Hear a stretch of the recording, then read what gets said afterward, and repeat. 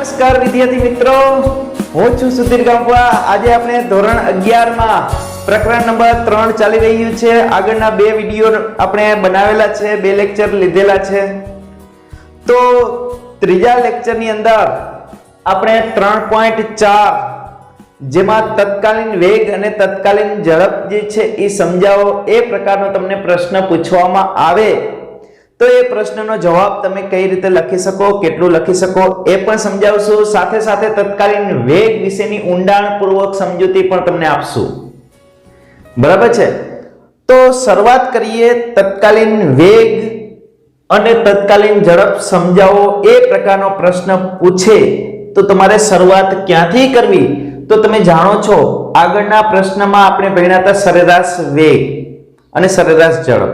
તો તમે જાણો છો કે સરેરાશ વેગ એ પદાર્થ આપેલ સમયગાળામાં કેટલી ઝડપી ગતિ કરે છે તેની માહિતી આપે। સરેરાશ વેગ શું આપે છે કે એક ચોક્કસ સમયગાળો કહી દીધો કે 5 સેકન્ડનો, 10 સેકન્ડનો, 15 સેકન્ડનો સમયગાળો કહી દીધો કે 1 કલાકમાં કેટલી ઝડપી ગતિ કરી, એ સમયગાળામાં કેટલી ઝડપી ગતિ કરી એની માહિતી આપે છે સરેરાશ વેગ। એક ગામથી બીજા ગામ તમે જાઓ છો, એનું 60 કિલોમીટર અંતર હોય અને તમે 1 કલાકમાં પહોંચી જાઓ છો, એનો મતલબ તમારી સરેરાશ ઝડપ કેટલી છે? 60 ની છે, 60 કિલોમીટર પર કલાક। કેમ કે 1 કલાકમાં 60 કિલોમીટર અંતર તમે કાપ્યું તો 60 ની સ્પીડ સરેરાશ ઝડપ છે। પરંતુ તમે એ 60 કિલોમીટર એ ગામમાં તમે જાઓ છો ત્યારે રસ્તામાં સ્પીડ બ્રેકર આવે છે, રસ્તામાં તમે હોલ્ડ પણ કર્યો હોય તો તમારી સ્પીડ છે એ ઓછી પણ થઈ હોય, રસ્તો ખાલી હોય, હાઈવે હોય તો તમારી સ્પીડ વધી પણ ગઈ હોય, બરાબર સમજો। તો આપણે શું 1 કલાકનો સમયગાળો નક્કી કર્યો, એ સમયગાળામાં તમે કેટલી ઝડપી ગતિ કરી છે એની માહિતી આપે છે। કોણ આપે છે? સરેરાશ વેગ। પરંતુ રસ્તામાં તમે એક ગામથી બીજા ગામ જાઓ છો 1 કલાકના સમયમાં, તમે ઘણી બધી જગ્યાએ તમે દાખલા તરીકે કાર લઈને જાઓ છો તો કારમાં તમારી અમુક સમયે સ્પીડ જે છે 80 કિલોમીટર પર કલાકની હશે, અમુક સમયે તમારી 90 કિલોમીટર પર કલાકની પણ હોઈ શકે અને 70 કિલોમીટર પર કલાકની હોઈ શકે, 60 કિલોમીટર પર કલાકની હોઈ શકે, 40 ની હોઈ શકે, 20 ની હોઈ શકે અને તમે ઊભા પણ હોઈ શકો, રસ્તામાં ચા પીવા માટે ઊભા પણ હોઈ શકો તમે, બરાબર છે। તો અલગ અલગ સમયે તમારી સ્પીડ અલગ અલગ છે, પણ સરેરાશ વેગ શું આપે છે? 1 કલાકમાં તમે કેટલું અંતર કાપ્યું તો કે 60 કિલોમીટરનો, તો તમારી સરેરાશ સ્પીડ, સરેરાશ ઝડપ શું છે તો કે 60 કિલોમીટર પર કલાકની છે। એ આ માહિતી આપણે આપેલી, બરાબર। હવે આપણે શું સમજવાનું છે? બરાબર સમજો। હવે આપણે શું સમજવાનું છે? તત્કાલીન વેગ અને તત્કાલીન ઝડપ વિશે સમજવાનું છે।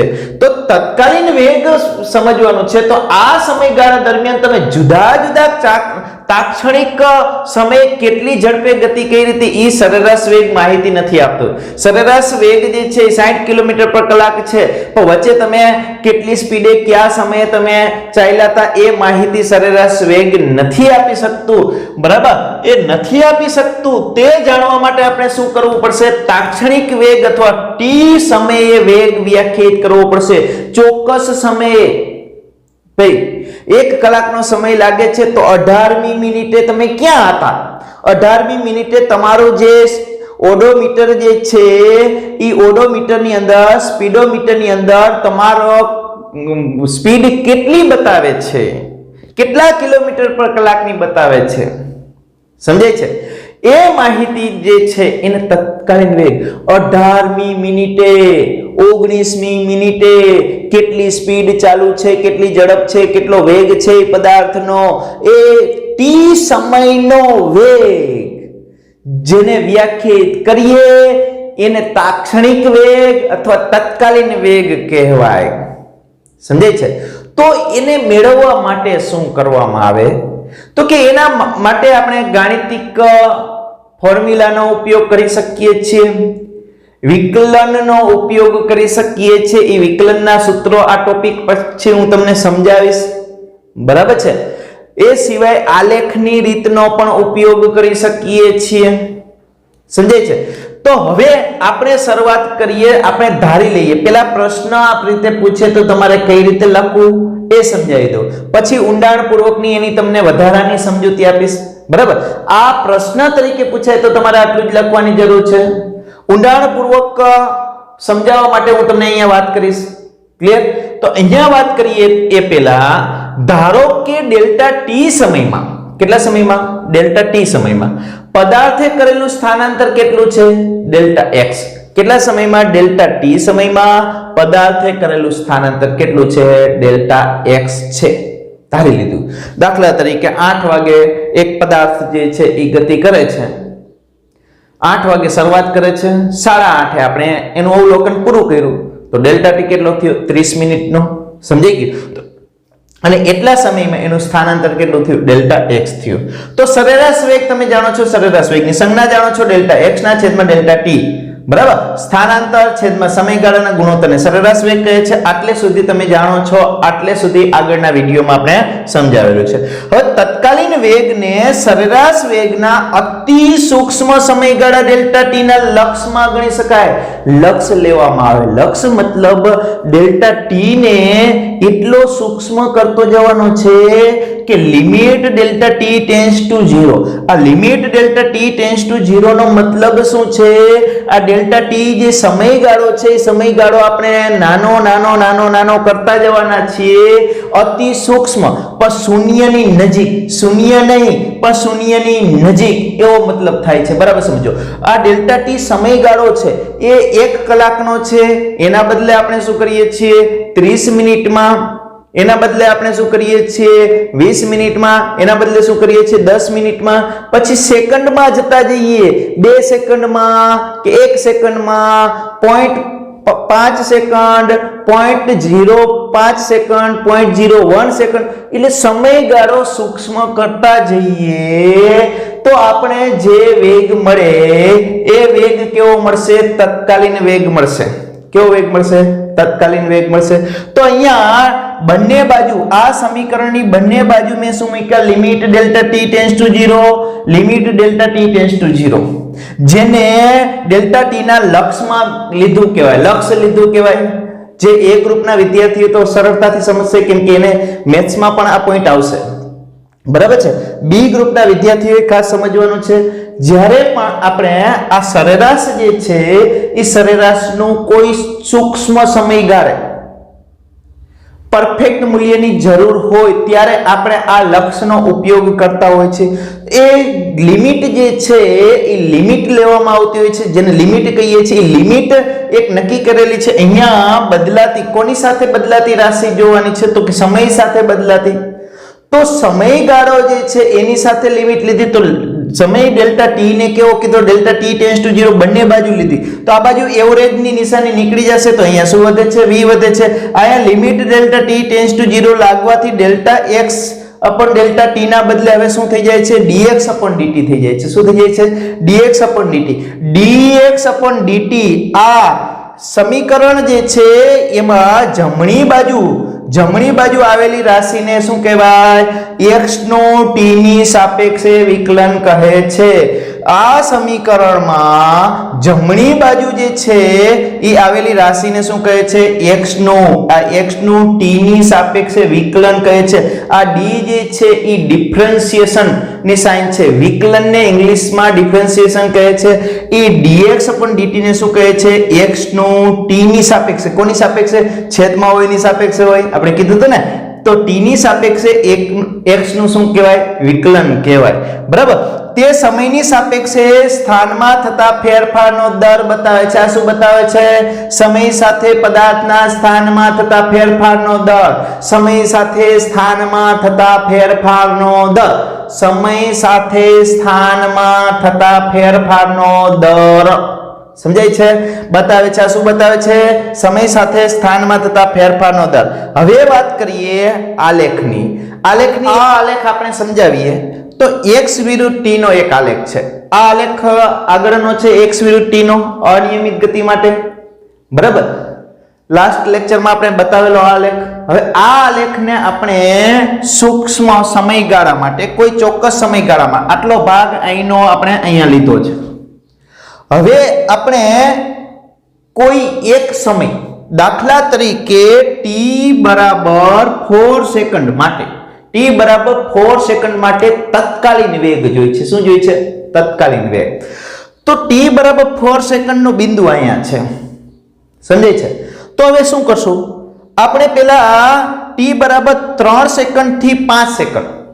4 સેકન્ડ શેમાં આવે છે? 3 અને 5 ની વચ્ચે છે. તો 3 સેકન્ડ અને 5 સેકન્ડ, 3 થી 5 સેકન્ડ, તો 3 પાસેનું બિંદુ જે છે આ P1 છે, આ P1, અને 5 સેકન્ડ પાસેનું બિંદુ છે P2. આ બેને જોડી દો. આ બેને જોડી દીધી તો એક રેખા બની. તો આ બે વચ્ચેનો ગાળો કેટલો થયો? આ 3 અને 5 ની વચ્ચેનો ગાળો 2 સેકન્ડનો થયો. કેટલો થયો? 2 સેકન્ડ. આ 2 સેકન્ડમાં પદાર્થનો સરેરાશ વેગ એટલે P1 અને P2 વચ્ચેનું સ્થાનાંતર અને છેદમાં 2 સેકન્ડ. સમજાય છે? સરેરાશ વેગ એટલે તમને ખબર છે આનું આવું પણ લખી શકીએ x2 x1 છેદમાં t2 t1. તો t2 t1 એટલે અહીંયા t2 ની જગ્યાએ કેટલા મૂકી શકીએ? 5, અને t1 ની જગ્યાએ કેટલા મૂકી શકીએ? 3. તો 5 માંથી 3 જાય તો નીચે કેટલા આવશે? 2. ઉપર x2 x1, x2 ક્યાં છે? P2 અહીંયા સ્થાન 10 પાસે છે ધારો કે, અને P1 ક્યાં છે? 2 પાસે. તો 10 2 તો કેટલા વધશે? 8 વધશે. સમજાય છે? તો આ બે સ્થાન x2 x1 એટલે કે P1 અને P2 ને જોડતો સદિશ એ સ્થાનાંતર સદિશ થયો. હવે જો અહીંયા શું હજુ સમય સૂક્ષ્મ કરવો છે. કેમ? તો કે ડેલ્ટા t ટેન્ડ્સ ટુ 0. તો આ બે વચ્ચેનો સમયગાળો આપણે 2 સેકન્ડનો લીધો. 2 સેકન્ડના સમયગાળામાં આપણે સરેરાશ વેગ લીધો. હવે આપણે એ 2 સેકન્ડના સમયગાળાને 1 સેકન્ડનો કરીએ. કેટલો કરીએ? 1 સેકન્ડ. તો 1 સેકન્ડનો કરીએ તો કેટલો બિંદુ મળશે? જો અહીંયા 3.5 સેકન્ડ પાસે Q1 બિંદુ અને 4.5 સેકન્ડ પાસે Q2 બિંદુ. તો આ બેને જોડી દો તો આ એક આવી રેખા મળશે, જે બ્લેક પેન થી દર્શાવું છું. આ રેખા મળશે, આ રેખા. તો આટલા સમયગાળામાં સરેરાશ વેગ મળશે ભાઈ. બરાબર? એટલા સમયગાળામાં સરેરાશ વેગ કેટલા? 1 સેકન્ડમાં. હજુ એનાથી નાના કરી નાખીએ તો અહીંયા t1 અને t2 લઈએ. આ t1 t2 લઈએ તો એને જોડતો સદિશ મળશે. એનાથી નાનો કરશો સમયગાળો તો એક સમયે આ P બિંદુ, અહીંયા P બિંદુ છે કઈ જગ્યાએ? 4 સેકન્ડ માટે. આ 4 સેકન્ડના સમયગાળા માટે એને આ P બિંદુને સ્પર્શક મળશે. શું મળશે? સ્પર્શક. કોઈ પણ વક્ર હોય, કોઈ પણ વર્તુળ હોય, તો વર્તુળ જે છે એને એક બિંદુ પાસે એક જ સ્પર્શક હોય. સ્પર્શકના એટલે એક જ બિંદુને સ્પર્શતો હોય. આમ એક જ બિંદુને સ્પર્શતો હોય તો આ બિંદુ પાસેનો સ્પર્શક એક જ સ્પર્શક હોય. કોઈ એક બિંદુ એક જ સ્પર્શક મળે તો એ સ્પર્શક જે છે એ સ્પર્શકનો ઢાળ જે છે એ ઢાળ શું બતાવે છે? આ સ્પર્શકનો ઢાળ જે છે એ શું બતાવે છે? તત્કાલીન વેગ બતાવે છે. તો આપણે મુદ્દો લખી નાખ્યો. x વિરુદ્ધ t ના આલેખમાં કોઈ ક્ષણે આ x વિરુદ્ધ t નો આલેખ છે. એમાં કોઈ ક્ષણ કેટલી ધારી લીધી આપણે? 4 સેકન્ડ. આ લખવાની જરૂર નથી. તમારે પ્રશ્ન પૂછે તો તમારે આટલું જ લખવાની જરૂર છે. આ તમારે સમજવા માટેની માહિતી છે.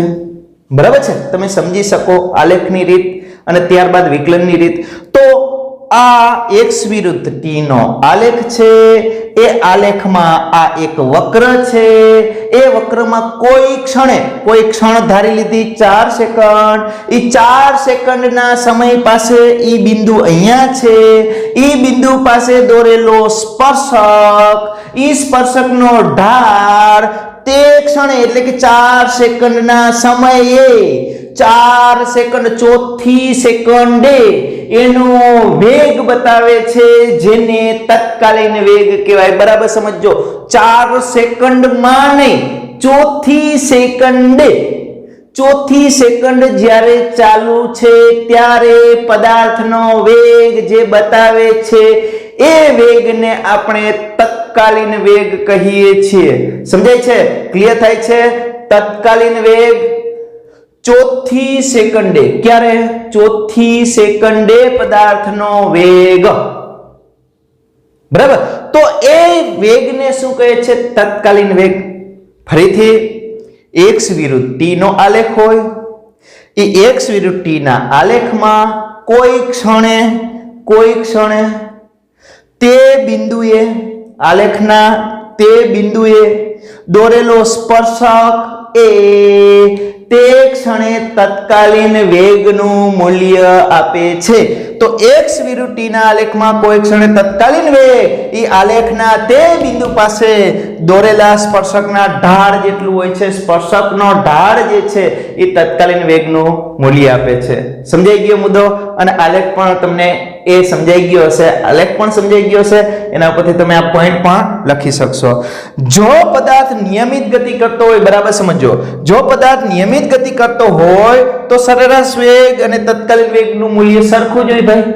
નિયમિત ગતિ એટલે કે 60 કિલોમીટર તમે એક ગામથી બીજા ગામ જાઓ છો, કાર લઈને જાઓ છો, 60 કિલોમીટર છે, પણ અહીંથી જ્યારે તમે ઓબ્ઝર્વેશન ચાલુ કર્યું ત્યારે તમારે કારની અંદર જે સ્પીડોમીટર છે, ઓડોમીટર જે છે એની અંદર સ્પીડ 60 કિલોમીટર પર કલાક બતાવે છે. તમે 60 કિલોમીટર અંતર કાપો છો ત્યાં સુધી તમારી 60 ની જ સ્પીડ છે. બરાબર? તમે જે છે એક્સેલરેશન ઉપર એટલે કે લીવર તમે આપતા પણ નથી અને ઓછું પણ કરતા એટલે કે બ્રેક પણ નથી લગાવતા, તમે એક જ ધારી સ્પીડથી જાઓ છો તો તમારો તત્કાલીન વેગ અને સરેરાશ વેગ કેવા છે એમ કહી શકાય? સરખા. કેમ કે તમે જે જોવો છો ત્યારે એમાં 60 ની સ્પીડ બતાવે છે, જ્યારે જોવો છો ત્યારે એની અંદર સ્પીડ કેટલી બતાવે છે? 60 ની સ્પીડ બતાવે છે. બરાબર? તો 60 ની સ્પીડ બતાવે છે એનો મતલબ શું? સરેરાશ વેગ અને તત્કાલીન વેગ સરખા છે. તો આપણે કહી શકીએ કે જો પદાર્થ નિયમિત ગતિ કરતો હોય, કેવી ગતિ કરતો હોય? નિયમિત ગતિ એટલે તમને ખબર છે સુરેખ પથ પર એક જ દિશામાં એક સરખા સમયમાં એક સરખું અંતર કાપતો હોય, એક સરખા સમયમાં એક સરખું અંતર કાપતો હોય તો એ પદાર્થનો સરેરાશ વેગ અને તત્કાલીન વેગ કેવો હોય છે? સમાન હોય છે. આપણે આ આકૃતિનું એક આ આકૃતિમાં કન્વર્ટ કર્યું. જો આ x વિરુદ્ધ t નો આલેખ છે, એ આલેખને આપણે v વિરુદ્ધ t ના આલેખમાં ફેરવો. હવે v વિરુદ્ધ t ના આલેખમાં ફેરવીએ તો શું થાય? જો તમે અહીંયા જોઈ શકો છો, અહીંયા સમય સાથે પદાર્થના સ્થાનમાં વધારો થાય છે, સ્થાનાંતર વધે છે. તો અહીંથી આટલા ભાગ સુધીમાં તમે જોઈ શકો છો, અહીંથી આટલા ભાગ સુધીમાં વેગ વધે છે. તો અહીંથી આટલા ભાગ સુધીમાં શું થયો? વેગ વધ્યો. હવે અહીંયા તમે જોઈ શકો છો એક સરખા સમયગાળામાં એક સરખું અંતર કાપતો હોય એવું લાગે છે. ઢાળ જો છે અહીંયા સુરેખા જેવું લાગે છે.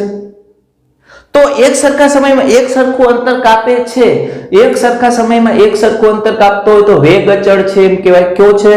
વેગ અચળ. વેગ અચળ છે. 60 ની સ્પીડ છે, 60 કરતા ઘટતી નથી, 60 કરતા વધતી. અહીંયા શું થતું હતું ખબર છે?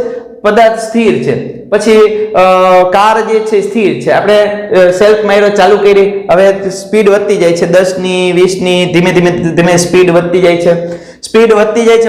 એક સમયે આપણે સ્પીડ 40 ની પહોંચાડી દીધી, પછી એક ધારી સ્પીડ થી ચાલીએ છીએ. શું કરીએ છીએ?